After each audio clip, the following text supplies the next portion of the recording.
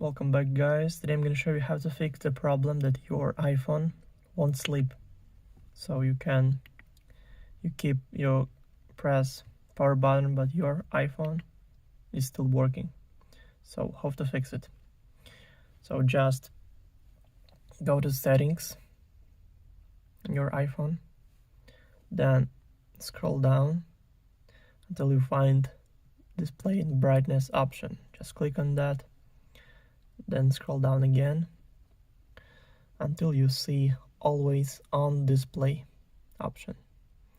Just click on that and turn off that option right here. So after that, you will fix that problem. Let's see. Yep, it works. So thank you for watching. Please like and subscribe for more. Bye.